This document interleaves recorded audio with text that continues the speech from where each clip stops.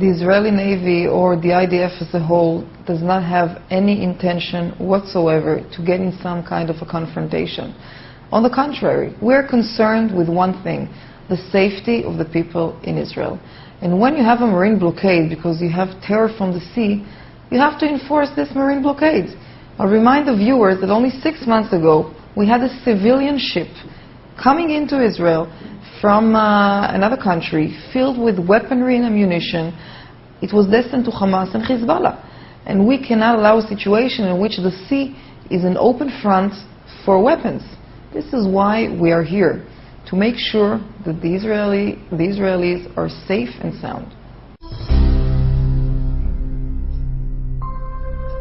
I don't think that anything went really wrong. I really think that we have prepared for a different type of scenarios, such as violence, extreme scenarios, but we did not expect that high level of resistance, you can say. We have prepared, and you saw in 5 out of the 6 boats we had no problem. The captain agreed to change the route of the boat towards Ashdod port. Not even one bullet was fired. The problem was at the Mavi Marmara boat, in which there was a cell of approximately 30 extremists that had only one thing in mind: to lynch the IDF soldiers. Eventually, the goal was achieved. Eventually, all 6 boats have returned to the Israeli shore, just like the goal of the operation said to do. But when you have people that are lynching you, when your life is under a threat, then you have the right to open live fire, which we did.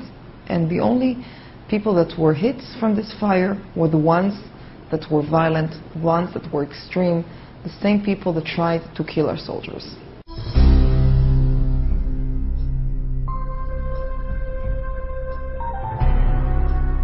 Look, only 3 out of the 6 boats had humanitarian aid. We already unloaded the boats of the aid. It's something like 30 trucks. On an average day, we have between 100 and 160 trucks entering Gaza anyway with humanitarian aid, which means that the aid, so-called aid that they brought, which includes expired medicine, for example, maybe makes up of 1/5 of what is entering Gaza in one day. There is no humanitarian crisis in Gaza. It's important to know that. It's not that the situation is perfect, but all the essentials are there. Every day, the mechanism is very simple. The Palestinians send us a list of things that they need to go through the border to Gaza, through the NGOs, and we approve these things, and they go every day, starting from hygiene products, summer camps products, medicine, food of all sorts, meat, anything goes in. So it really is not a problem. And I heard one of the claims was that building materials is not allowed into the Gaza Strip. This is incorrect. In 2009, over 9,000 tons of building materials entered Gaza, including wood, windows, aluminum profiles, and cement. The limitations are that we have to know exactly to which building project these building materials go to. Otherwise, we will find them inside the Qassam rockets. The Qassam rockets are filled with cement. The aluminum pipes are actually the pipes that the rockets are made from. We cannot allow to be under a threat, and therefore we have some sort of a limitation on these goods.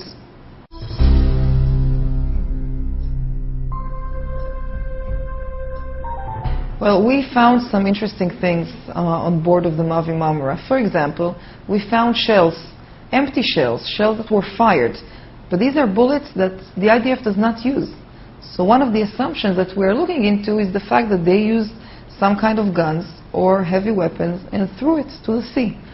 Another thing we found is money, a very large sum of money, hundreds of thousands of dollars that were in envelope on these people. Now, one of the assumptions that we're examining now is that they were paid to go aboard this ship. If you're a peace organization, if you deal with human rights, then I don't expect you to prepare dozens of knives, dozens of metal rods, saws, broken glasses.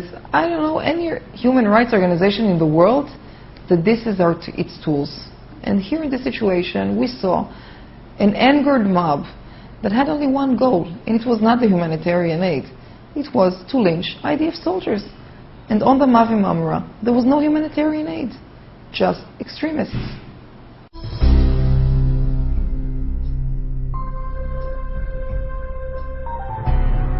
The tactics of the Navy did not change from the first flotilla to the second time which another boat came. Did not change. The only change was the people. We saw on the Rachel Corrie real, true peace activists. No resistance, no violence whatsoever. Their goal was really, as we understand, to bring aid to Gaza. On the other hand, the flotilla of the Free Gaza movement and the IHH, we saw terrorists. So while our tactics did not change, only the passengers changed.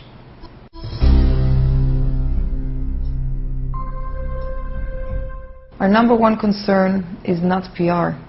Our main concern is the safety of the people in Israel. You know, I was standing in Ashdod last Saturday, last Shabbat, when the Rachel Corrie boat came inside. And in that weekend, we had 2 rockets that were launched from Gaza into Israel.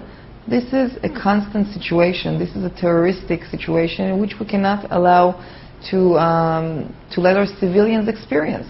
And therefore, we will do the utmost in order to prevent this terror from entering through the sea to Israel.